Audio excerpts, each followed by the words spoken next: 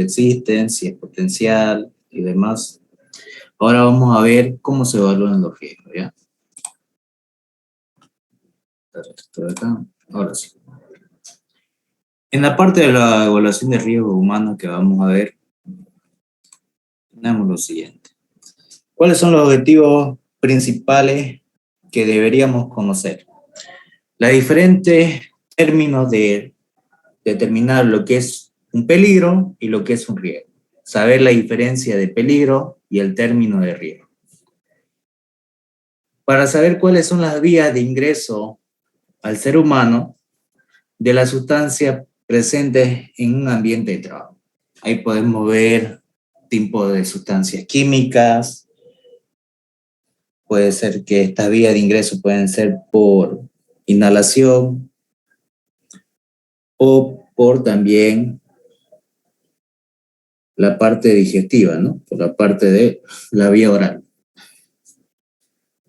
Y tenemos que familiarizarnos con los problemas que se supone dentro de un estudio de efectos dañinos de sustancias, tanto para los seres humanos como también para los animales, como también la contaminación al medio ambiente. ¿Sabes cuáles son las principales fuentes de información sobre las sustancias peligrosas y que comercialmente se encuentran disponibles? Ahí podemos ver muchos agentes químicos que son dañinos al simple contacto o por inhalación que podamos tener, ¿no? Son fáciles de adquirir, pero tienen su respectivo control que se les debe dar. Y eso es lo que vamos a analizar. Si ustedes pueden darse cuenta, algunos agentes químicos siempre va a tener una etiqueta en la cual va a decir su rango de contaminación y también de peligro que puede llegar a causar. Entonces, siempre tienen que tener una etiqueta, el nombre de la sustancia y aparte de eso, su hoja, ¿no? Que va a estar directamente detallando los cuidados que se debe tener con el manejo de ese tipo de sustancias.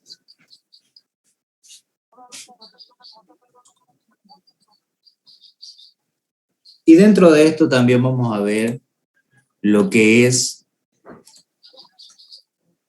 comprender la diferencia entre efectos viriales y no viriales. Saber el concepto de la diferencia que existe entre ambos. Como también conocer cómo se establecen las normas de exposición. Como habíamos dicho anteriormente, existen normativas, equipos de protección adecuados que se utilizan para el manejo de estos tipos de sustancias. Saber la característica particular y cómo pueden causar daño. Entonces, siempre en el manejo de unos agentes químicos, me dicen también cómo puedo acudir con los primeros auxilios o con quién comunicar. Siempre va a tener una fuente de información. Comprender los principios de evaluación de la exposición y el uso de marcadores biológicos. Ahí hablamos de la parte de los niveles de la exposición y los rangos también. ¿No? También ahí habla las horas de exposición que uno se puede estar sometido a ciertos efectos de trabajo como también de elementos contaminantes.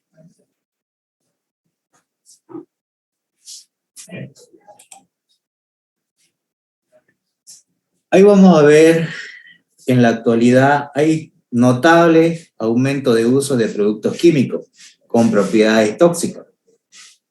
Mientras más uno vaya mejorando la tecnología, los productos químicos tienen ya muchas propiedades tóxicas y se usa mayormente en la parte ya agropecuaria, en distintos tipos de uso, ¿no? En los cuales también tienen que tener su debido cuidado. En los últimos 50 años se ha demostrado que las sustancias, antes de ser concebidas como inertes o inocuas a los humanos, son cancerígenas, ¿no? O tóxicas. Muchas de estas también nos pueden llegar a causar a la larga enfermedades y también nos pueden afectar tóxicamente. Dentro de los países desarrollados se han elaborado políticas de legislación para cuidar tanto al trabajador como a la población en general, y se evalúan leyes o normativas que regulan el uso, el manejo de estos agentes. El lenguaje cotidiano, las palabras peligro y riesgo se suelen confundir, pero tienen distintos significados y son muy diferentes. Eso es lo que vamos a ver el día de hoy, la diferencia entre lo que es un peligro y lo que es un riesgo.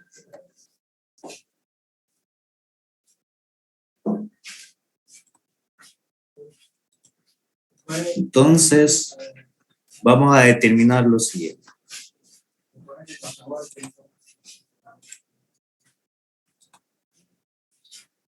La definición de lo que es un peligro es la posibilidad de que una sustancia, mezcla o proceso que involucren sustancias causen efectos adversos en los organismos o en el medio ambiente. En otras palabras, es una fuente de daño. Entonces, la definición de peligro sería la posibilidad de que una sustancia o mezcla cause un efecto que me pueda causar daño al organismo o al medio ambiente. Y eso entra a lo que es la exposición. Para que nos pueda causar daño, primeramente tenemos que estar expuestos a este tipo de sustancias.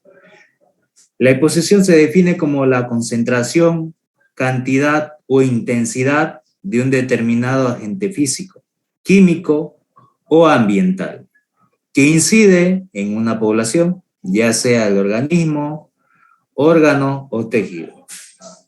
Entonces, cuando hablamos de las partes de las exposiciones, hablamos de esto, ¿no? Se define como la concentración de la cantidad o intensidad de un agente, ya sea físico o químico, que nos puede causar daño, ya sea por la vía del organismo, los órganos o los tejidos, que son las vías de ingreso, ¿no? Riesgo. Ahora vamos a ver la diferencia en lo que hemos visto anteriormente, lo que era peligro, que es la posibilidad, y lo que es el riesgo. El riesgo es la probabilidad de que ocurra un daño por determinado peligro. Entonces, fíjense que es muy distinto. El uno es la posibilidad de una sustancia o mezcla que involucre un daño. En cambio, lo que es el riesgo es la probabilidad de que ocurra un daño por determinado peligro. Para que haya un riesgo tiene que haber primeramente un peligro. Si no hay un peligro, no podemos tener daño. Entonces, el riesgo es la probabilidad de que exista o que ocurra un daño por determinado peligro. Depende del peligro y de la exposición. Ahí hablamos que el riesgo va a depender de estas dos cualidades. Del peligro, que sería de una sustancia, y de la exposición del que el operador o la persona que esté manipulando este objeto pueda llegar a tener un riesgo, ¿no? De esta manera, se puede decir que es la posibilidad de que se produzca un evento dañino, como ser muerte, lesión o pérdida. Ya puede ser pérdida de la vista, si es que tiene un agente de salpicadura en el ojo, por exposición de estos agentes químicos. Ya hay distintos tipos de posibilidades que se pueden dar. Entonces, para que haya un riesgo, primeramente tiene que ver la presencia de un peligro y el tiempo o la exposición que uno va a estar sometido.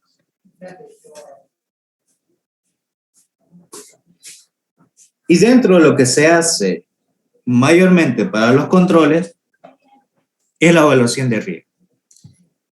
¿Qué es la evaluación de riesgo? Es la identificación y cuantificación del riesgo resultante del uso o presencia de un agente químico o físico. Entonces, ¿qué es lo que hace la evaluación de riesgo? Identificar y cuantificar el riesgo que resulta por el uso de un agente químico o físico. Se toma en cuenta tanto los posibles efectos dañinos en las personas como en las vías posibles de exposición. Y cuando hablamos de las vías posibles de exposición, estamos hablando ya sea por inhalación, por ingestión, por el contacto dérmico por la piel, por las vías de ingreso que tienen estos tipos de sustancias. Si después de una evaluación de riesgo se llega a la conclusión de que todavía existe un riesgo inherente, importantemente que no se pueda reducir, pasamos al área de manejo de riesgo. ¿Qué quiere decir? Hay muchas cosas o sectores de trabajo en las cuales el riesgo siempre va a estar presente y no podemos nosotros desligarnos de eso. Ahí lo que se hace es el control de riesgo. Se hace un manejo de cada área o sector de trabajo con procesos y procedimientos para reducir los riesgos y evitar los accidentes. Dentro de esto también depende la combinación de los factores económicos, sociales y políticos. Cuando hablamos de factores económicos, estamos hablando de la inversión de la empresa para su sistema de control de riesgo. Cuando hablamos del tema políticos, hablamos de normativas, leyes que se regulan el control y el uso de ciertos sectores de equipos de protección, como también de la parte normativa de contaminación. Y ahí hablamos en la parte social, en la parte laboral, que serían los equipos de protección que cada operador debe ocupar. Dentro de lo que es la evaluación de riesgo, normalmente incluyen los siguientes 4 etapas. La primera etapa es la identificación del peligro. ¿Cómo nosotros identificamos el peligro? Con la siguiente pregunta. ¿Cuáles son las sustancias que interesa evaluar y cuáles son sus efectos adversos? Analizamos la sustancia, vemos qué efectos me puede producir al hecho de tener el contacto directo con estos tipos de sustancias. Primero se identifica lo que es el peligro, sabiendo la sustancia a manipular y los posibles efectos que me puede producir. El segundo punto o la segunda etapa es la relación entre la dosis, la concentración de la respuesta al efecto. ¿Qué cantidad de sustancia o dosificación he recibido? ¿Cuál es la relación entre la dosis y la gravedad o la frecuencia del efecto? Mucho de esto también viene relacionado por la cantidad del elemento o sustancia contaminante. Muchas de estas sustancias también va a depender de la dosis que sea suministrada o haya sido suministrada por efecto de no tener los controles respectivos. Ahí entra lo que es el análisis de gravedad y la frecuencia que se suele suscitar este tipo de peligro, ¿no? La tercera etapa sería la evaluación de la exposición. Ahí entramos en el evento de cuál es la intensidad y la duración de la frecuencia de la exposición a un agente. ¿Cuánto tiempo de trabajo estamos trabajando con ese tipo de sustancia y cuánto es la duración permisible para que un operador pueda trabajar con estos tipos de componentes? Eso va a depender del tipo de sustancia que uno esté manipulando. Y el último y cuarto punto es la caracterización del peligro. ¿Cómo podemos cuantificar el riesgo a partir de los daños o los datos anteriores? En este nosotros cuantificamos el riesgo. Fíjense que lo primero que se hace es identificar el peligro, la sustancia y sus posibles efectos. Luego vemos el tema de la dosis y la relación que tiene con la dosis. La evaluación de la exposición, cuánto tiempo nosotros estamos expuestos al trabajo con esa sustancia. Y en el último punto caracterizamos lo que es el riesgo en una forma de cantidad, cuantificar, ¿no? Entonces, en la evaluación de riesgo se toman estos 4 puntos. Generalmente, se examinan los siguientes efectos tóxicos potenciales para cada una de las posibles vías de exposición, ya sea oral, dérmica o inhalación. Cuando hablamos de oral, es por la vía del gusto, directamente por ingerirlas, dérmicas por el contacto con la piel, y la inhalación directamente por olerlas, ¿no? Y los efectos posibles que se pueden dar son los siguientes: toxicidad aguda, irritación, corrosión, sensibilización, toxicidad debido a las dosis repetidas que la persona va a estar constantemente recibiendo.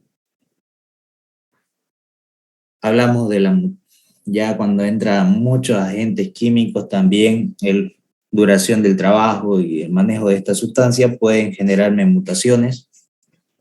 Pueden ser agentes que me puedan producir cáncer, cancerígenos, y también toxicidad para la reproducción, ¿no?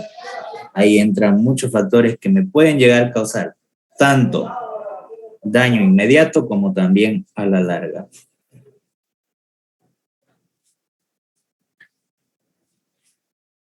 Casi toda la información sobre estos efectos se ha obtenido a partir del estudio realizado en los animales. Mayormente todos los agentes o los posibles daños que pueden llegar a causar las personas se han hecho primero pruebas en animales. Las poblaciones humanas afectadas pueden ser divididas en 3 grupos. ¿Cuáles son los 3 grupos que nosotros analizamos de los posibles daños que se pueden llegar a causar? Son a los trabajadores, consumidores y la población. Dentro de lo que son las personas afectadas como primera línea sería el tema de lo que es los trabajadores.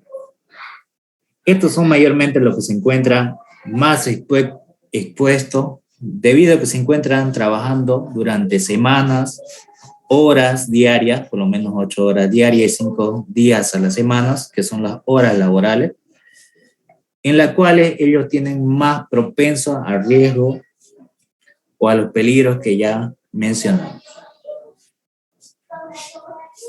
Y dentro de lo que es los consumidores, ya hablamos del tema de lo que es los productos, del consumo ya sea minorista. Ahí entra lo que es la exposición intermitente, se necesita ser estimada mayormente. Esta exposición que no se puede controlar bien, y las vías de exposiciones mayormente son lo que es oral, inhalación y dérmicas. Ya entra en la persona el comprador o el consumidor de estos productos químicos. Y la población humana se encuentra expuesta indirectamente a través del ambiente. Si nosotros contaminamos el medio ambiente, también estamos haciendo una exposición que sería la población. Y las exposiciones durante las 24 horas del día, los 365 días del año, incluye a grupos débiles y enfermos. ¿A qué nosotros llamamos grupos débiles y enfermos? Hablamos a la parte que tienen baja defensa. En este caso hablamos de los niños y los ancianos. Son los más propensos a enfermarse o a adquirir una manera indirecta el daño más, las enfermedades de acuerdo a este daño, ¿no? Las vías de exposición pueden ser oral o por inhalación y dérmicas. Mayormente estos efectos se pueden dar por el contacto directo con la sustancia. La vía oral puede ser por la contaminación de un río, por inhalación por los humos desechados de la misma fábrica, Entonces, todo esto no pueden llegar a causar daños también a la misma población. Y ahí entran los peligros por su naturaleza, ¿no? Los peligros para la salud se ven de la siguiente manera. Las sustancias para la salud pueden dividirse en los siguientes grupos. Grupos de efectos agudos y crónicos, efectos locales y sistémicos y efectos reversibles e irreversibles. Muchos de estos términos ustedes ya lo han conocido o ya se familiarizan o ya los conocen estos términos de una mejor manera. Pero para eso lo vamos a desglosar. ¿Cuál es la diferencia entre efectos agudos y crónicos? Cuando hablamos de un efecto agudo, a diferencia de un efecto crónico, un efecto agudo es aquel que se manifiesta después de una única exposición, como ser la asfixia, la inconsciencia o la muerte. En cambio, el efecto crónico se observará solo después de la exposición repetida a una sustancia durante un tiempo prolongado. La diferencia del efecto agudo es solamente una única exposición y el efecto crónico a más de una exposición, a repetidas o prolongadas exposiciones. Ahí estamos hablando del efecto agudo y del efecto crónico. Los efectos locales y sistémicos. Un efecto local se produce en un punto de contacto de una sustancia con el organismo. Como un ejemplo, el efecto de una sustancia corrosiva que salpica la piel. Y en el caso de los efectos sistémicos, es la acción de la sustancia que ocurre en un lugar distante de la vía de ingreso del organismo. Por ejemplo, esto sería el daño que causan los iones de cadmio al riñón después de ingerirlos. Si se van dando cuenta, el efecto local se produce por el contacto con la sustancia directamente con el organismo. Y los efectos sistémicos son los que ocurren en lugares distantes a las vías de ingreso del organismo. Esa es la diferencia entre efectos locales y efectos sistémicos.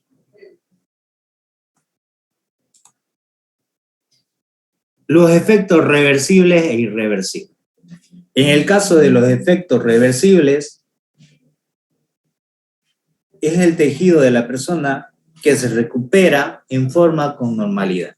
Cuando cesa la exposición, como por ejemplo la irritación de la piel o la anestesia. En cambio, con el efecto irreversible, son aquellos que ya no se pueden volver a recuperar la persona. Un ejemplo de esto podría ser el cáncer, ya de recuperación no tiene, ya el daño es irreparable. En muchos casos se usan los términos para describir en situaciones con mayor exactitud, como el siguiente ejemplo. La irritación de la piel es un efecto agudo, local y reversible. ¿Por qué digo que es efecto agudo? Por una sola, única exposición. Local porque entra en contacto directo con el organismo. Y es reversible porque directamente se puede volver a regenerar el tejido. Mientras que el cáncer es hepático, que quiere decir que es crónico debido a las prolongadas exposiciones, sistémico porque se vuelve a repetir y es irreversible porque ya no tiene reparación. Directamente ya el daño está hecho y no se puede curar. En este caso podemos ver la relación de los 6 efectos, ¿no? Efectos reversibles e irreversibles, efectos locales y sistémicos, efectos agudos y crónicos. Es bueno saber los tipos de efectos que se pueden dar por estos agentes contaminantes a la salud humana. ¿Hasta el momento se está entendiendo o hay alguna duda?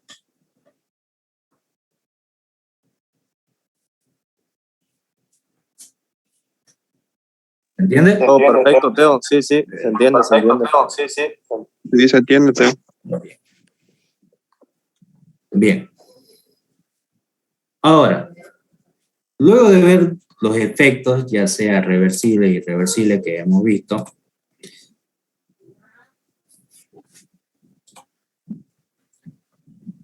vamos a ver los peligros físico-químicos. Los peligros principales de este grupo son el incendio y la exposición. El incendio por vapores inflamables solo puede producirse cuando estos se mezclan con el aire o con el oxígeno dentro de ciertas proporciones.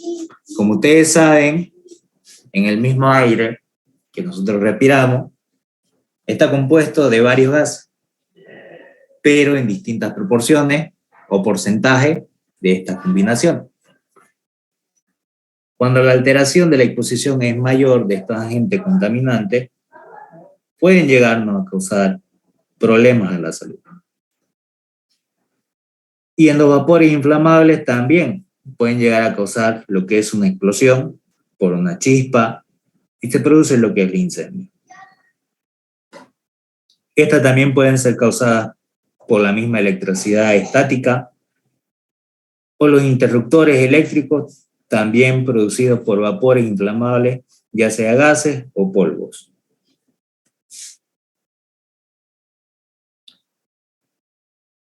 Es importante la información sobre las sustancias peligrosas.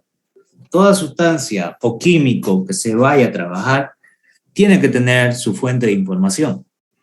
Por eso que al inicio dije que toda sustancia contaminante o tóxica o sustancia tiene que saber ser conocida y para eso necesitan tener su etiqueta, su nombre, en la cual también tiene que tener el fabricante que ha producido este tipo de sustancia.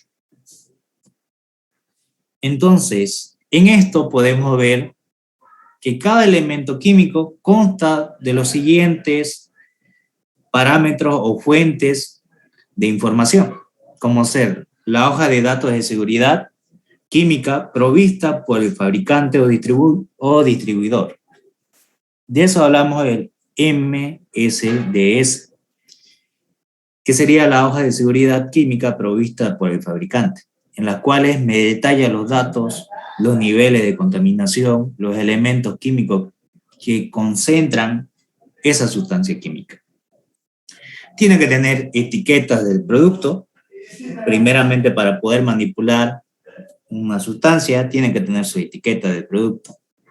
Información proporcionada por las asociaciones comerciales o gubernamentales. ¿Qué quiere decir? Que tienen que tener una fiscalización o normativas incluidas dentro del manejo de esta sustancia.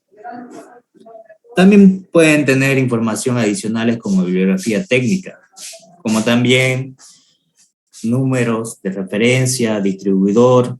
Entonces, toda esa parte tiene que llevar cuando se maneja un tipo de sustancia.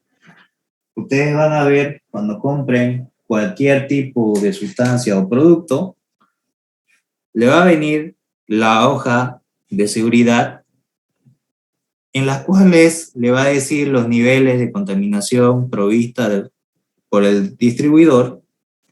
Van a tener una etiqueta que directamente vamos a saber identificar el tipo de producto que estamos manejando.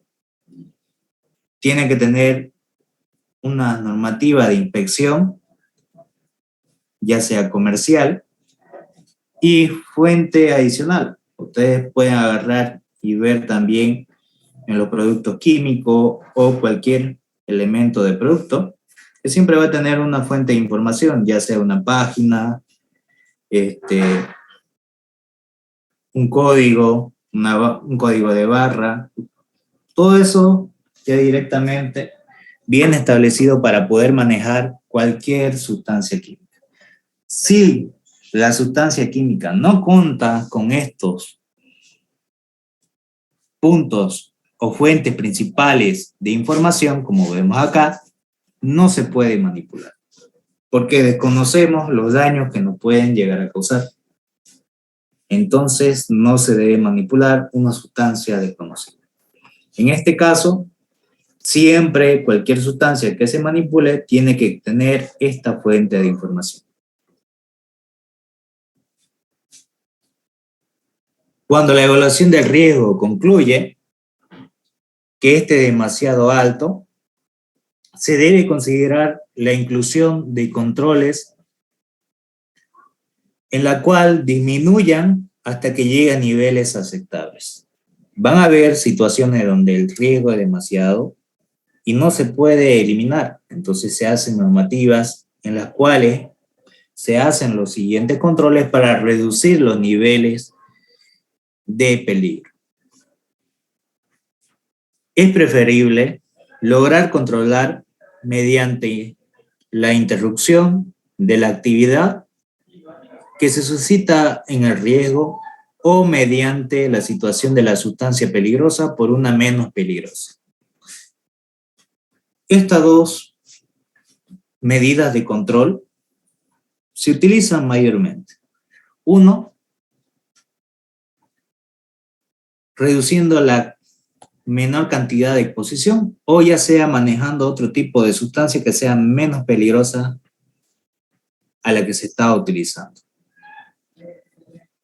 Por último, pero esto se debe aplicar solo para eliminar cualquier riesgo residual. Se puede usar ropa protectora. Ahí entra lo que es los equipos de protección personal. Ahí van a ver que para distintos tipos de uso o de sustancias como agentes químicos o gases que se vayan a manipular, entonces requieren su debido cuidado y su debido equipo de protección. Para cada tipo de caso van a tener distintos tipos de equipo de protección adecuado.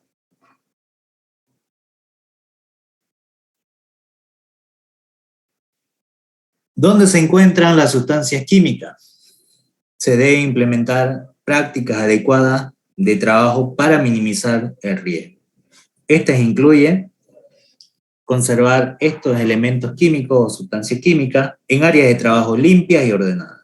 Siempre el sector de trabajo donde estén o se estén manipulando este tipo de sustancias químicas tienen que ser en áreas limpias y ordenadas. Técnicas y prácticas adecuadas, que quiere decir establecer prácticas y técnicas establecidas dentro de una empresa para el manejo de estas sustancias químicas. Otro punto a tomar sería prohibir toda acción que pueda dar lugar a la ingestión accidental de sustancias perjudiciales. Por ejemplo, al comer o beber estos tipos de sustancias químicas. Por eso, ustedes van a ver, cuando se entra a trabajar en un laboratorio o en una industria, van a ver los letreritos que dice prohibido el ingreso de alimentos. Porque a través de esa vía de los alimentos pueden llegar, uno, a confundirse, o dos, por la contaminación que vaya a sufrir, el hecho de ingerirlo puede llegarme a causar también un daño, ¿no? Evitar la contaminación en áreas de sustancias extrañas extraídas de afuera, como lo había nombrado anteriormente. No traer agentes que no vengan con el sector de trabajo, como ser los alimentos y otro tipo de agentes que no están dentro del área de trabajo controlado. Por eso dice que se evita el ingreso de sustancias extrañas que no sean del trabajo mismo o manipulación de estas sustancias químicas. Y aquí está lo que hemos dicho. El equipo de protección para proteger la respiración, el EPR, normalmente se usa cuando existe el riesgo por inhalación, que no se puede controlar por otros medios. El EPR puede ser de dos tipos: respiradores o aparatos de respiración. ¿Qué quiere decir? Que esto directamente pueden ser filtros, como también puede ser aparatos autónomos, que ahorita vamos a ver. Los respiradores remueven los contaminantes al aire inhalado mediante filtros o solventes. Y como hay una presión negativa en la superficie interna de la pieza, es probablemente que se produzca una fuga interna en los filtros, también se deben cambiar regularmente. Uno de estos respiradores o filtros que podemos ver es lo que se utiliza ahorita, por ejemplo, por el tema del COVID. ¿Ustedes qué utilizan para salir a las calles, más o menos, para evitar el COVID? Barbijo. El barbijo. Y fíjense que los barbijos tienen dos lados, ¿cierto? Ahí entra lo que, como dice aquí, tiene una presión negativa. ¿Para qué? Para que todo lo que ustedes respiran, además, no salga hacia afuera. Directamente, la posición también del filtro que se vaya a ocupar, se debe ocupar de manera adecuada. Hay un montón de filtros o respiradores de acuerdo al tipo de uso que se vaya a dar y de acuerdo al tipo de sustancia que se vaya a manipular. Pero aparte existen los aparatos de respiración. Y estos aparatos de respiración son el aire que proviene de una fuente independiente, que puede ser un cilindro o un conducto de aire. Como la presión de la parte interna es positiva, cualquier fuga se dirige hacia el exterior. Por lo consiguiente, se logra mayor niveles de protección. En estos casos hablamos de tanque de oxígeno o también hablamos de respiradores en el cual el aire sea a través de unos conductos hacia el exterior. Mayormente estos tipos de elementos se ocupan en tanques donde no hay uno, lo que es oxígeno, y otro porque puede también haber elementos tóxicos. El hecho de respirarlos nos pueden llegar a causar incluso la muerte. Van a ver muchos de estos casos, cuando ustedes trabajen, tienen que saber también el riesgo antes de realizar un proceso de soldadura, un proceso de inspección de un tanque. Existen unos procedimientos y unos protocolos en los cuales sí o sí se deben cumplir. Si nosotros no tenemos en cuenta esos protocolos, los equipos de protección que se deben ocupar para realizar esas operaciones, hasta incluso pueden perder la vida. Incluso vamos a ver también un video en el cual van a lograr notar el uso importante de los equipos de protección y también saber y estar primeramente entrenados para lo que vayan a utilizar o vayan a realizar un trabajo.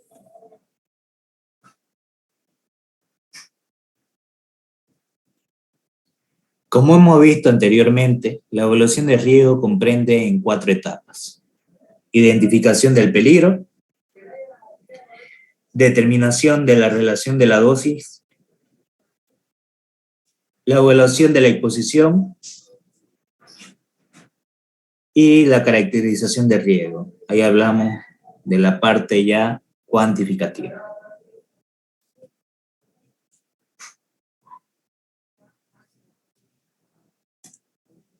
¿Hasta aquí se ha entendido o hay alguna duda?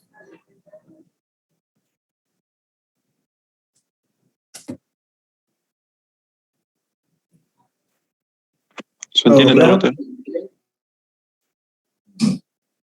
Bien. Ahora, para despejar todas las dudas que vean posiblemente, voy a proyectar un video.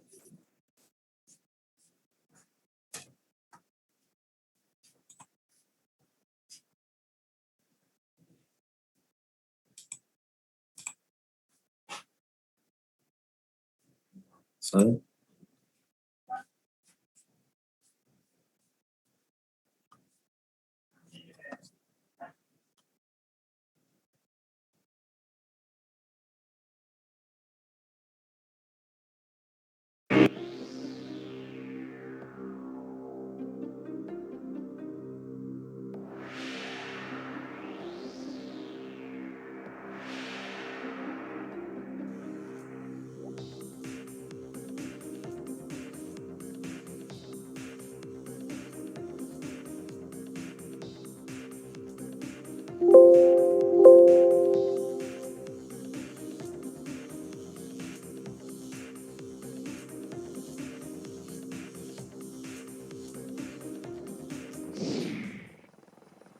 La industria del petróleo y el gas en el mar es un lugar peligroso para trabajar.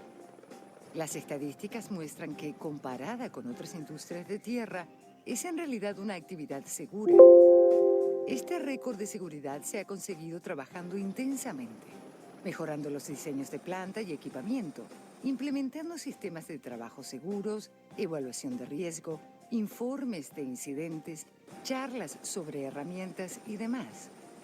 Se trata de educar sobre cómo el comportamiento de cada uno influye en la seguridad. Se debe contar con las herramientas y los sistemas necesarios para realizar el trabajo con seguridad. Los trabajadores son ahora conscientes de los beneficios de una cultura de trabajo donde la seguridad es tan importante como las consideraciones comerciales o técnicas. Ahora no se aceptan como norma los incidentes o las lesiones, así que todos debemos entender los accidentes y las lesiones laborales y enfermedades como evitables.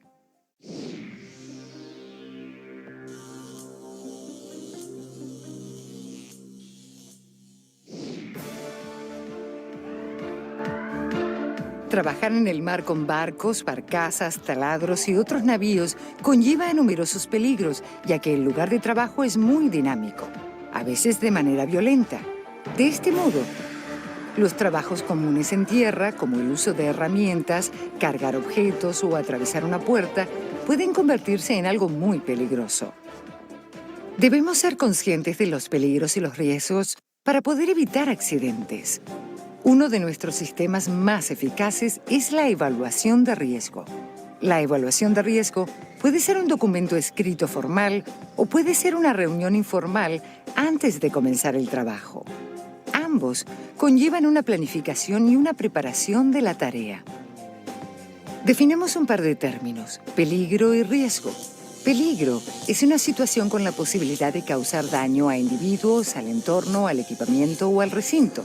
Los peligros en el mar pueden ser provocados por electricidad, sustancias inflamables, movimiento de maquinaria, levantamientos, ruido, gases, trabajo a gran altura, trabajo en un espacio cerrado y mucho más. Riesgo es una medida de probabilidad de un accidente. Una situación que pueda causar daño o pérdida de un individuo, planta, entorno o incluso el trabajo en sí. Es importante analizar el grado de riesgo, alto, medio o bajo. En otras palabras, la posibilidad de que ocurra un accidente. Otro factor importante es la consecuencia asociada al riesgo. ¿Cuánto daño puede llegar a causar el incidente? La evaluación de riesgo se basa en ser consciente de la situación, responsabilizarse de planear las acciones y preparar el trabajo. Conocer los pasos que conforman la tarea, identificar los riesgos potenciales y gestionar y controlar esos riesgos de manera apropiada y segura. Es una parte esencial de cualquier trabajo y en muchos países es un requisito indispensable.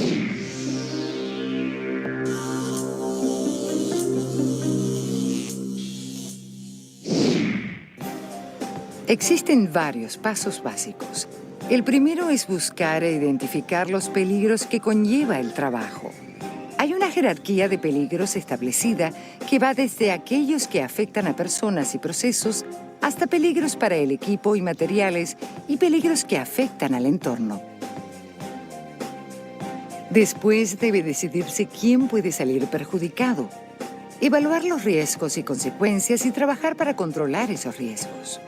Existen dos maneras de llevar esto a cabo. La primera es reducir las posibilidades del incidente, impedir que ocurra. Esto se llama reducción de riesgo. Por ejemplo, el uso de equipos de protección evitará caídas a gran altura. A eso se le llama reducción de riesgo. La segunda es minimizar las consecuencias del incidente en caso de que ocurra. Esto se llama mitigación del riesgo. Por ejemplo, llevar un chaleco salvavidas, si trabajas en los extremos, no evitará un incidente, pero puede salvar una vida si alguien cae al mar. Esto es mitigación de riesgo. No podemos eliminar todos los riesgos. El objetivo será reducir los riesgos al mínimo posible. Segundo, es importante asegurarse que todos comprenden el trabajo a realizar. y no apresurarse o complicar demasiado la tarea. Esto puede dar lugar a que la gente intente tomar atajos. Las situaciones de peligro también pueden surgir cuando se combinan varios factores. Por ejemplo, si falla una máquina al comienzo de un turno, con buen tiempo, posiblemente se tratará de manera segura. Si el mismo incidente le ocurre a una persona cansada al final de su turno y con mal tiempo, esto puede traer peores consecuencias.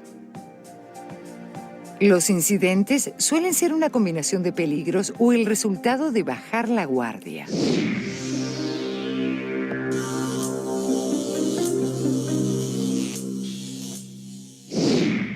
Las evaluaciones de riesgo formales pueden hacerse antes del trabajo, pero es importante asegurarse de que todo está plasmado por escrito, es decir, los peligros que se han identificado, los debates que han surgido y los controles que se han utilizado.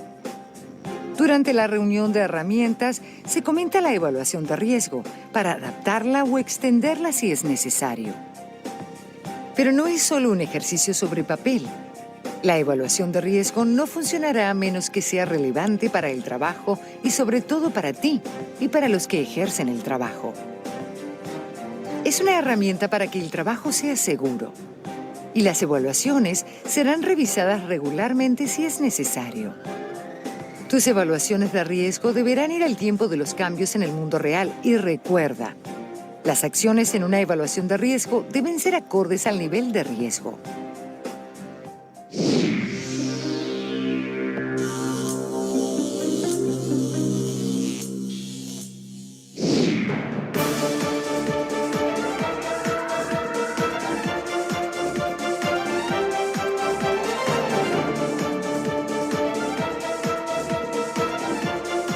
En nuestra industria, los trabajos grandes suelen ser muy seguros.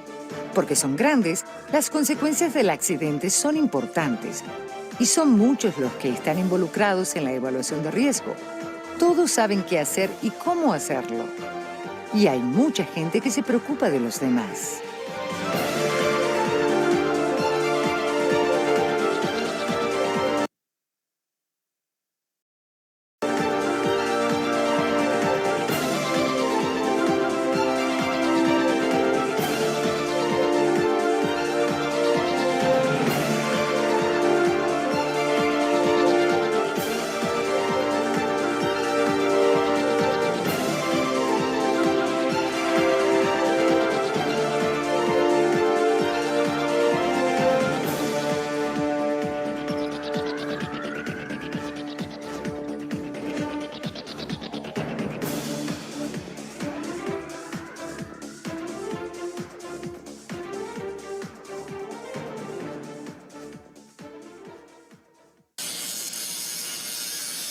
Es en los trabajos pequeños donde pueden surgir los problemas, trabajos que se han realizado cientos de veces.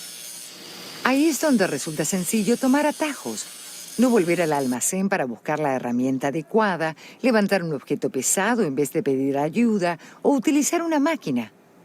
Aquí es donde entra la charla de herramientas, para recordar los riesgos de trabajos rutinarios y para informarles de los peligros que conlleva. Todo el mundo debe sentirse involucrado tanto con las charlas de herramientas como con las evaluaciones de riesgo.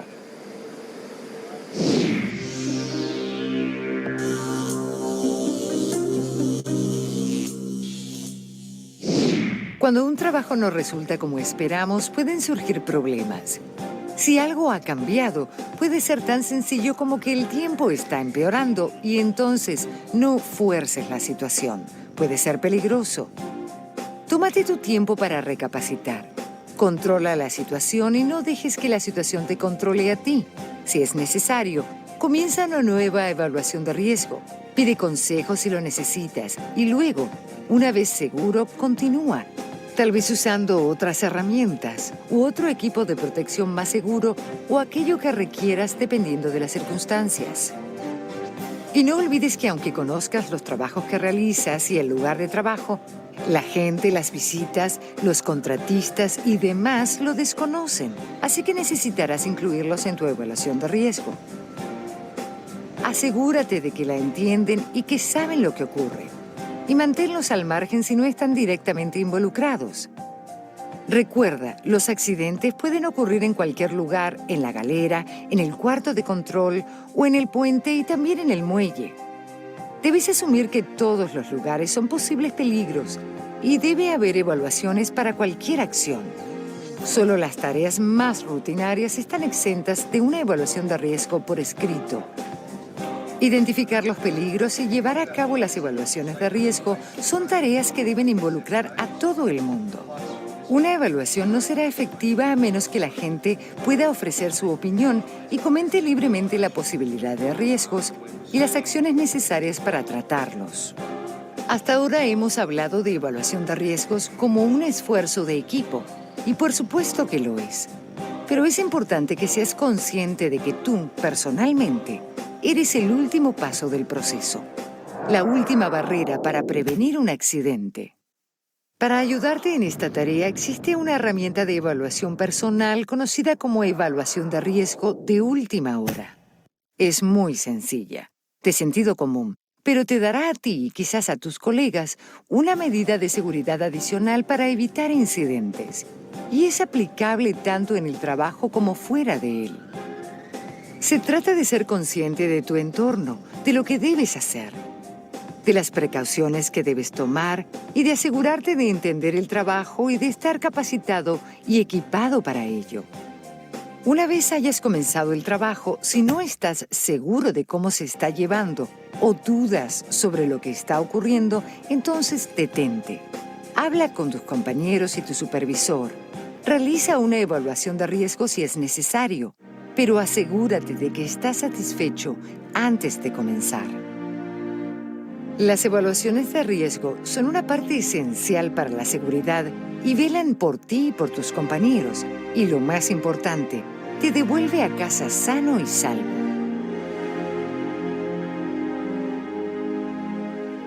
La evaluación de riesgo es un proceso sencillo pero importante. Haz uso de este DVD para mejorar tu evaluación de riesgo. Cuanto más la utilices, mejor controlarás los peligros y disminuirás las consecuencias de cualquier daño, tanto a personas como al equipo o al entorno. Llevo 13 años trabajando en naves y he visto los peligros y sus consecuencias. Trabajé cuando las evaluaciones de riesgos no eran una técnica sistemática que debíamos llevar a cabo. Estoy convencido de que una buena evaluación pudo haber evitado muchos de los accidentes. Una parte esencial de la evaluación de riesgo es la comunicación. La evaluación mejora la comunicación entre el supervisor y el equipo con otras personas. No debemos subestimar la importancia de comunicar las tareas, sus peligros y la manera de controlarlos. Usa la evaluación de riesgo siempre que lleves a cabo una tarea. Por supuesto, la evaluación de riesgo no debe quedarse en el lugar de trabajo. Podemos utilizar las mismas técnicas de evaluación para realizar cualquier tarea. Si eliminas cualquier aspecto de los señalados, obtendrás una evaluación errónea que puede afectar a tu entorno. Nos lo debemos a nosotros, a nuestros compañeros y a nuestras familias el realizar una evaluación correcta.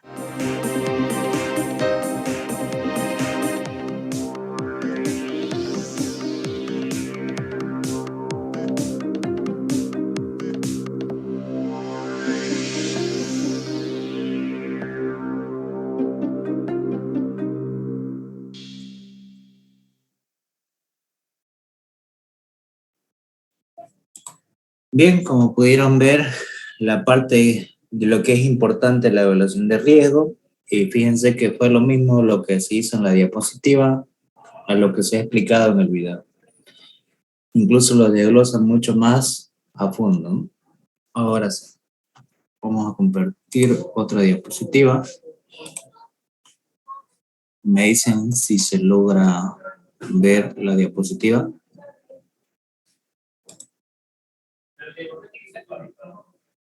¿Se ve? Sí, se ve. Bien. Lo que vamos a ver en estos momentos es las reglas de oro de la seguridad industrial. Cuando hablamos de las reglas de oro, son reglas que no se pueden romper directamente porque puede llegar a causar accidentes en los cuales pueden ser fatales como también pueden ser de daño permanente. Dentro de las reglas de oro de la seguridad industrial vamos a ver lo siguiente. La regla número 1, estar en condiciones físicas y mentales, que quiere decir que una persona que no haya dormido y se encuentra desvelada no puede realizar operaciones laborales porque puede llegar a causar un accidente porque no se encuentra en sus 5 sentidos. Lo mismo una persona que se encuentra resfriada no va a tener la misma capacidad de reacción que una persona que esté bien de salud. Entonces, la regla número 1 es estar en condiciones físicas y mentales para realizar una operación laboral. La regla número 2 de oro, tener entrenamiento y la capacitación. ¿Qué quiere decir? Que una persona que no esté capacitada no puede realizar una operación que no le corresponda. Antes de realizar una operación de trabajo, tiene que tener entrenamiento y capacitación. Muy aparte de lo que es la capacitación, el entrenamiento. Ahí requiere prácticas laborales en las cuales sea el sector de trabajo donde vaya a desempeñar. Una persona que no tenga entrenamiento y capacitación no puede realizar otra operación que no sea de su área. La regla número 3, análisis de peligros potenciales. ¿Qué se hace? Se analizan todo lo que es los peligros potenciales que pueden ver dentro de una empresa. Ahí entra lo que es la evaluación de riesgo, la parte de lo que es los informes de incidentes, que es una forma de evaluación de riesgo para evitar y mitigar los posibles accidentes que se pueden suscitar dentro de una empresa. Entonces se analizan todas las fuentes que nos pueden llegar a causar daños potenciales.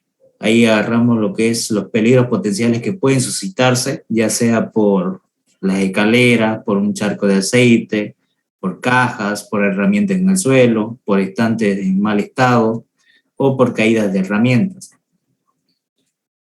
Todo tipo de análisis que se hace para ver los peligros potenciales que pueden ver dentro de una empresa. La regla número 4 de oro. Seguir procedimientos y reglas. ¿Qué quiere decir? Dentro de una empresa siempre va a tener reglas internas y los procedimientos antes de realizar una operación de trabajo. ¿Qué quiere decir? Un relleno de una ficha, un informe de las operaciones de mantenimiento que se vaya a realizar en un sector o una maquinaria. Tiene que tener sus procedimientos adecuados antes de hacer la operación. Entonces, hablamos de un procedimiento y las reglas mismas que se establecen dentro de una empresa, como el uso del equipo de protección personal, donde uno tiene que cumplir y hacerlas cumplir con los demás, que son los demás operadores. Regla de oro número 5. Utilizar los equipos de protección personal, que quiere decir ocupar los equipos de protección personal adecuados para cada sector de trabajo. Por ejemplo, para la manipulación de una fresadora o un torno no es lo mismo que el equipo de protección para soldadura. Cada uno de ellos representa una protección adecuada para el tipo de trabajo realizado. No para todos los mismos tipos de trabajo se ocupa la misma ropa de protección. Entonces, es muy importante saber el uso y qué función cumple cada equipo de protección personal. Regla de oro número 6. Utilizar los equipos de protección para trabajos en alturas. Aquí hablamos de lo que son los arnés, las cuerdas, lo que son los cables, los cascos. Ahí vemos los equipos de protección adecuados para cada uno de los trabajos. En unos casos se utilizan reglas, escaleras, en otros casos solamente se sube a través de ganchos o arneses que se utilizan de acuerdo al tipo de montura que se vaya uno a subir, ¿no? Fíjense que aquí está utilizando escalera y en este otro caso no lo está utilizando. Mucho va a depender del tipo de trabajo que se vaya a realizar. Por ejemplo, no sé si han visto las pancartas o vallas publicitarias. ¿Ustedes creen que usan arnés o escalera? No, no lo utilizan. Son otro tipo de equipo de protección que se utiliza para ese tipo de casos. Entonces, hay muchos tipos de casos que se deben utilizar distintos tipos de herramientas y equipos de protección. Regla de oro número 7. Usar las herramientas y dispositivos apropiados. ¿Qué quiere decir? Siempre cuando ustedes vayan a hacer una operación laboral de un trabajo, tienen que sí o sí ocupar la herramienta adecuada, no improvisar herramientas. Por ejemplo, el uso para desarmar un tornillo, ocupar siempre un desarmador, no un cuchillo, por ejemplo. Entonces, cuando hablamos de las herramientas y dispositivos apropiados, de acuerdo al sector de trabajo o la operación de trabajo que se vaya a realizar. Uno, por ejemplo, en el uso del desarmador y el cuchillo, que pueden llegar a dañar la misma pieza, se pueden llegar a cortar. Entonces, es muy importante las herramientas y los dispositivos apropiados para realizar una operación. Si no tengo las herramientas y el equipo o dispositivo apropiado, no puedo realizar la operación. Esa es una regla que no la debo romper. Regla de oro número 8.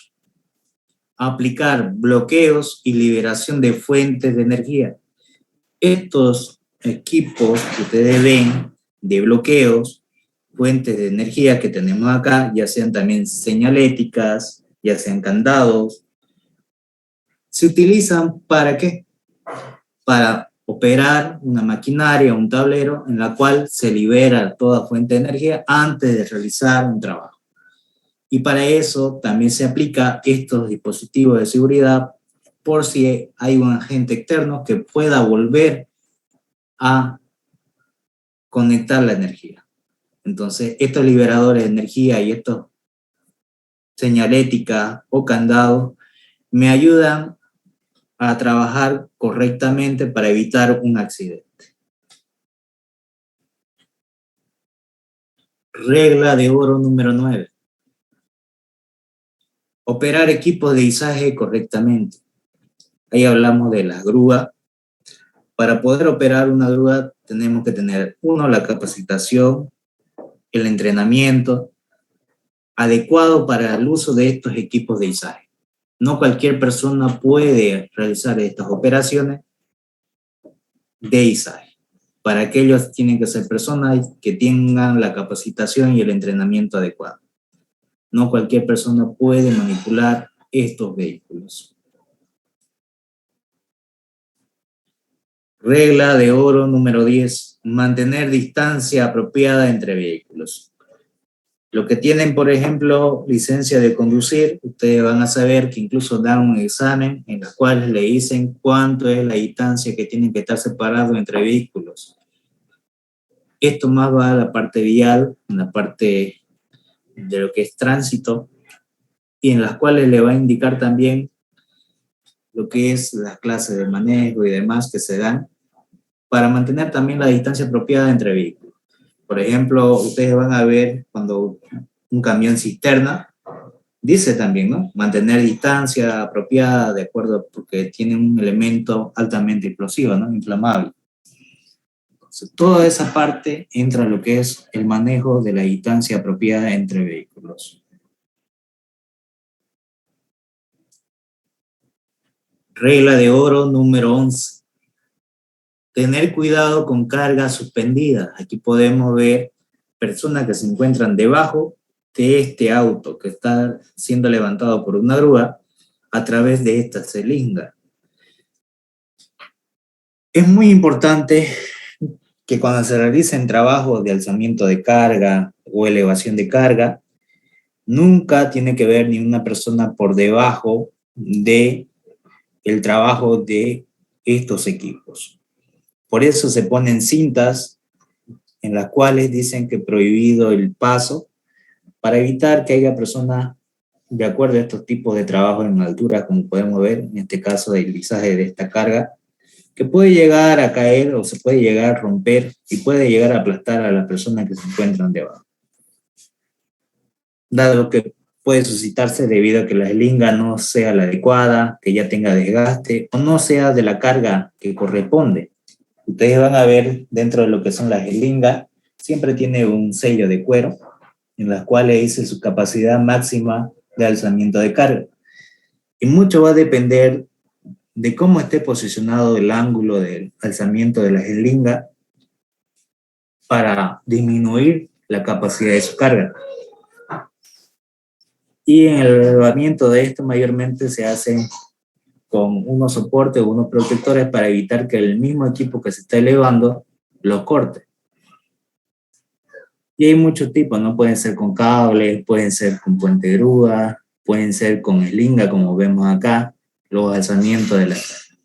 Es muy importante tomar en cuenta estos factores. Y una regla de oro es evitar estar por debajo de cargas suspendidas. Regla de oro número 12. Reportar incidentes. Siempre los reportes de incidentes me ayudan a mitigar los posibles accidentes que se pueden suscitar dentro de una empresa. Me ayudan a eliminar los riesgos dentro de una empresa. ¿Qué es lo que se busca mayormente en el control de riesgo? Reducir la mayor cantidad de riesgos posibles o accidentes que se pueden llegar a dar. Y siempre en una empresa se evita los peligros potenciales en los cuales me pueden llegar a causar alguna pérdida, ya sea una muerte o puede ser también un daño permanente de una persona. Entonces es muy importante siempre reportar los incidentes. Por ejemplo, puede ser por mal ordenamiento del ambiente de trabajo, puede ser por demasiado excesivo ruido y no llevar tapaorejas o algún equipo de protección adecuado, el mal uso de la escalera, la mala posición del lugar de trabajo, herramientas en el suelo, no ocupar máscaras, botines, camisas, de acuerdo al tipo de trabajo que se vaya a realizar, ¿no? Entonces, los reportes de incidentes me dicen qué anomalías hay dentro de una empresa que se deben corregir. En esos reportes de incidentes se identifica lugar o sector donde se ocurre el incidente, la fecha, la hora. ¿Para qué? Para que inmediatamente el supervisor, en la parte de la evaluación de riesgo, realice una operación de corrección para evitar que haya futuros accidentes. Para eso se hacen los reportes de incidentes, para mitigar los accidentes dentro de una empresa y reducirlos al máximo. Entonces, es muy importante tener las condiciones de área de trabajo seguras. Un lugar donde las condiciones son inseguras, directamente pues, tiene mucha más posibilidad de que exista un accidente. Bien, y para complementar, hasta el momento, ¿se han entendido las 12 reglas de oro o hay alguna duda?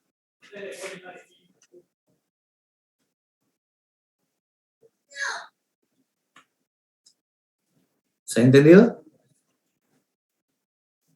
Sí, auxiliar. Bien.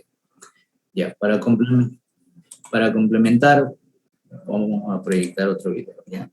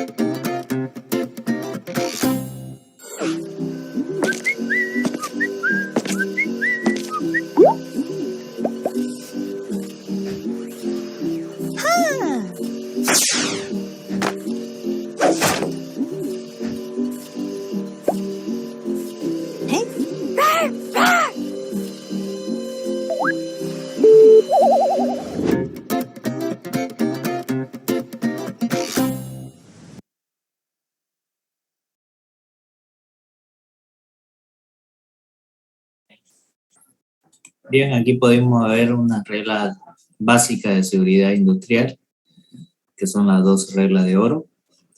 Pero mayormente, ¿por qué se dan estos tipos de accidentes dentro de una empresa? Vamos a ver el siguiente video. Hola, Lisa. Este horario es interminable. Estoy muerto. ¿Cómo te fue a ti? Bien, me fue bien. Sabes, me alegro mucho de que hayas llegado. Ginny no puede dormir, está preocupada y quiere hablar contigo. ¿Sí? ¿Qué le preocupará? Iré a ver qué pasa.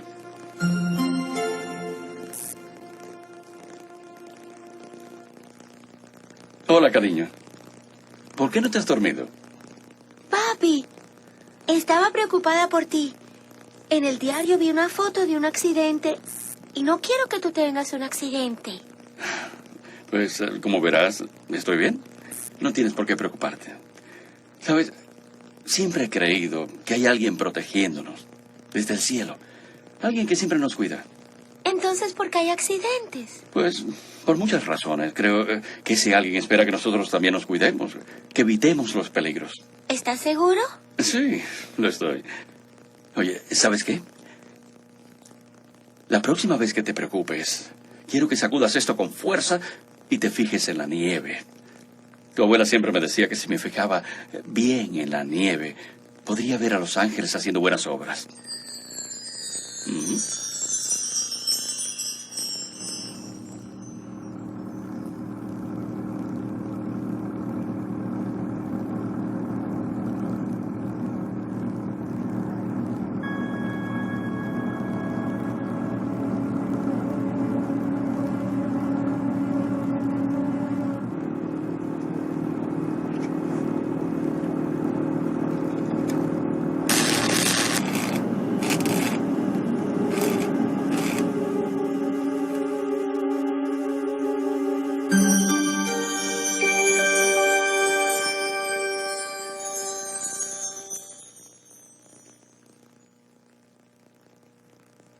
Mike, ¿has visto a George? Sí, fue a soldar algo en la barcaza número 9.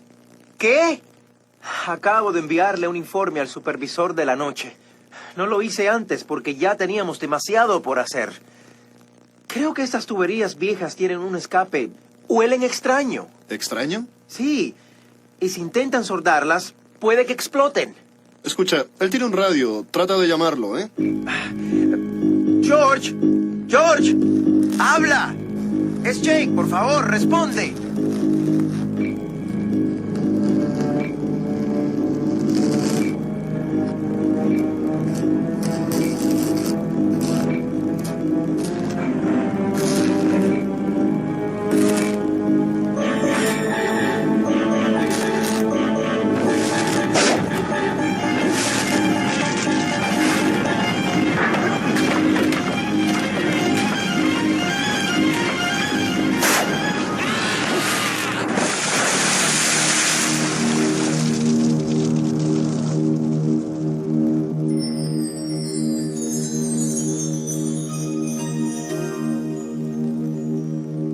George. George. ¿Sabes dónde estás? Esto es otra dimensión, ¿verdad? Se suponía que debía pasar mucho tiempo antes de que llegaras aquí, George. Sí, pero hubo un accidente. ¿De veras fue un accidente? Empecé a soldar y el lugar explotó. ¿Eso es algo frecuente? Claro que no. Entonces tal parece que alguien desobedeció las normas. Pues alguien debió informar que había gases inflamables en la barcaza. Ya no sé, pudiera haber sido yo mismo. Ya debes entender que ignorar las medidas de seguridad una sola vez es muy grave. Eso que llaman accidentes en realidad no lo son. Son incidentes que no fueron controlados cuando se presentó el peligro. Luego pueden surgir circunstancias que causan accidentes con daños personales o materiales.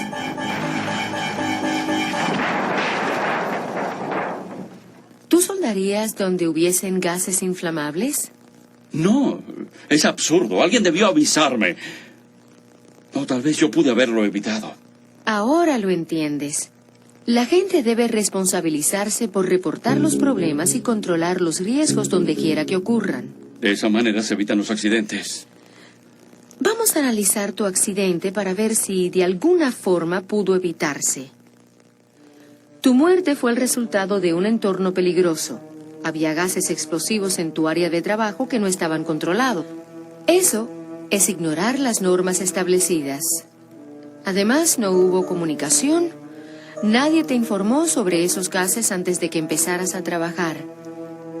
Cuando alguien ignora las normas establecidas, se crea un incidente. Si a eso se le añade la falta de control, el incidente se convierte en un riesgo. Finalmente viene lo circunstancial, que fueras a la barcaza esa noche sin que te informaran de su condición. Esa fue la oportunidad perfecta para que ocurriese un accidente. Si los riesgos se hubieran previsto de inmediato, no hubiese ocurrido esta tragedia.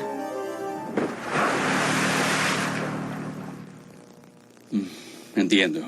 Al seguir las normas de trabajo, controlar los riesgos y reportar los incidentes, se evitan los accidentes. Cuando los trabajadores superan repetidamente las circunstancias adversas al trabajar sin cuidado en áreas de peligro, creen que nunca tendrán accidentes. Es el viejo síndrome de llevo años haciéndolo de esta manera. Algún día corren con mala suerte y ocurre el accidente, a veces con consecuencias trágicas.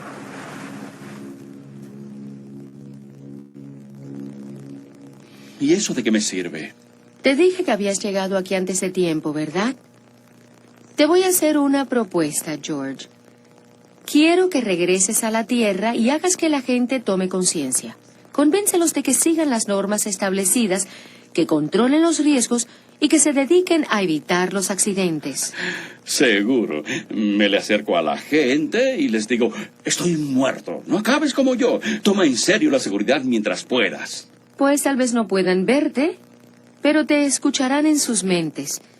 Espero que acepten tus palabras como sus propias ideas y que esas sugerencias los mantenga por mucho tiempo con vida.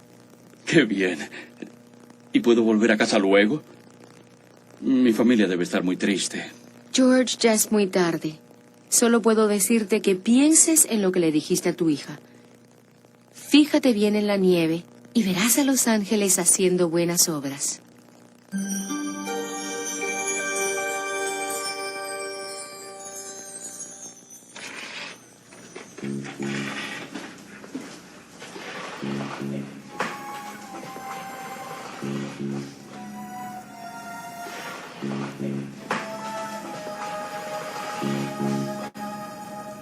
Escucha, tienes que hacer algo al respecto. Eso es peligroso y alguien puede hacerse daño. Deberíamos limpiar esto y luego hacer un informe. El sistema tiene una fuga de aceite.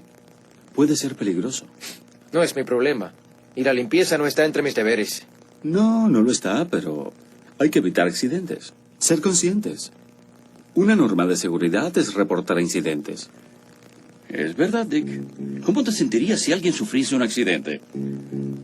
Sabías del riesgo y no hiciste nada. Al menos serías parcialmente responsable. Al hacer un informe, le darías al equipo la oportunidad de investigar y solucionar el problema. Muy bien. Tienes razón. Mejor limpiamos esto y hacemos el informe. Buscaré guantes y trapos. Mantenga a todos alejados para que no se resbalen. Repasemos lo que hemos aprendido. Primero, la seguridad es responsabilidad de todos. Segundo, al ignorar las normas establecidas se crea un incidente que puede convertirse, primero, en un riesgo y causar un accidente. Y tercero, al reportar los incidentes se previenen los riesgos y los accidentes.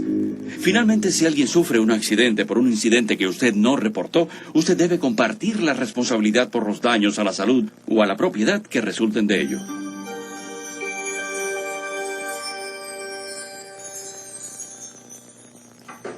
Inspeccione su área de trabajo y equipo antes de cada jornada. De esa forma puede identificar posibles riesgos antes de empezar a trabajar. Esta es una norma establecida de seguridad. Oye, Sue, esta sierra no tiene su protección. ¿Sabes dónde está? No, pero debes reportarlo. Puede ser peligroso. Escucha, yo no soy un soplón. No meteré a nadie en líos. Por favor, uno no reporta un riesgo para culpar. Lo hace para corregir las situaciones peligrosas. Si todos toman precauciones, nadie tendría accidentes. Eso no es siempre cierto. La situación debe ser controlada. Alguien pudiera resbalar ahí y lesionarse seriamente. Ha sucedido antes. ¿Recuerdas a Soli?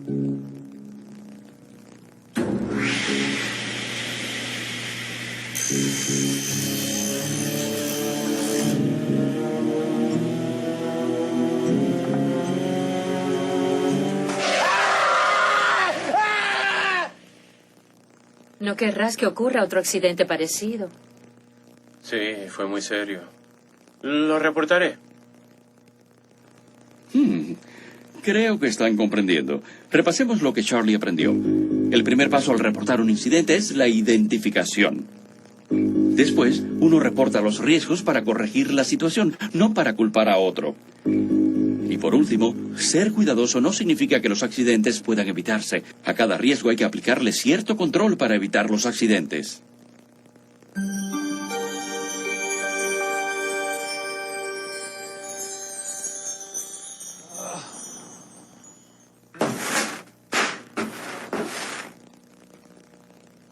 Eso es, Rich. Ve a ver a tu supervisor. Reporta la situación y, si puedes, sugiere la solución. Samantha, tengo que hablar contigo. Estoy ocupada. ¿Puedes esperar? Tuve un accidente. Estoy bien. ¿Qué pasó? Trabajaba en la zona 3, en la caja de electricidad.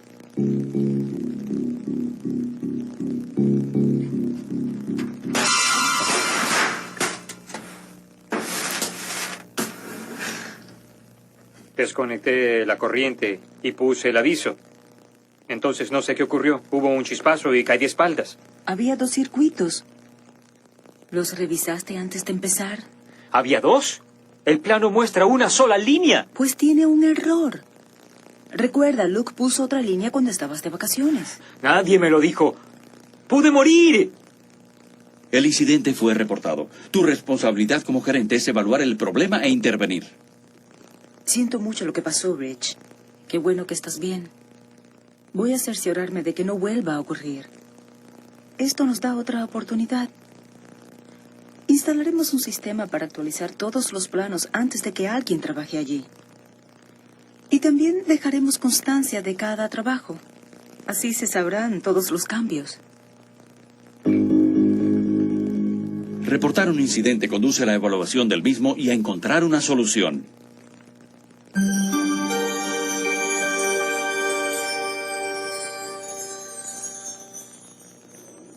Aquí podrán ver otro ejemplo. Un incidente se convierte en un riesgo y casi se produce un accidente con consecuencias de todo tipo porque nadie controló ese riesgo.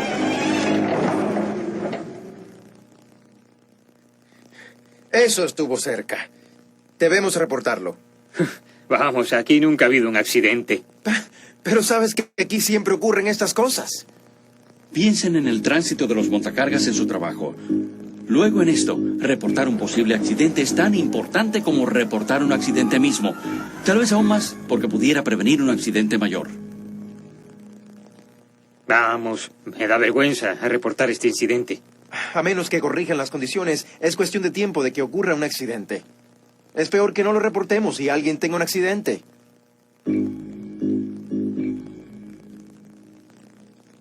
Estamos haciendo cambios gracias a tu informe de posibles accidentes. En esa intersección pueden ocurrir muchos accidentes. Era un problema.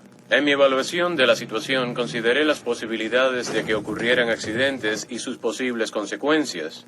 Creo que se necesita un mayor control con el tránsito. Sí, y una forma de proveer mejor visibilidad para ver si se acercan otros montacargas. Eso se llama intervención. No solo se debe pensar en la seguridad. A veces se necesitan medidas efectivas para prevenir que ocurran accidentes. Así es como lo imaginé. Todos trabajando en conjunto por la seguridad. Aún queda otro paso. Hay que mantener un entorno de trabajo seguro. Pues yo estaré alerta. Haré que todos obedezcan las señales de tránsito. Y que usen los espejos para ver el tránsito. Es la responsabilidad de la gerencia hablar con ustedes periódicamente. Tal vez podamos iniciar un programa que incentive a los trabajadores a que respeten las normas. Sería muy bueno. Pienso que la seguridad en sí es una recompensa, pero es una excelente idea.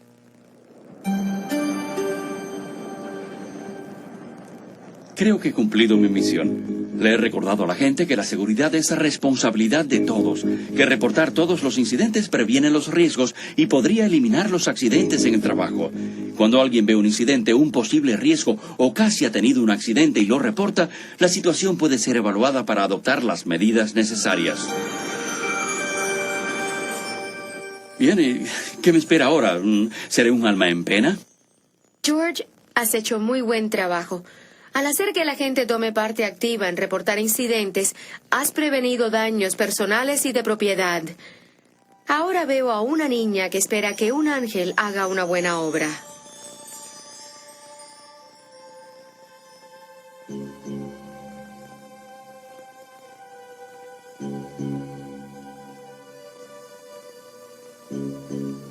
Muchachos, antes de empezar a soldar, quisiera que alguien revisara la barcaza. Siento un fuerte olor a gas.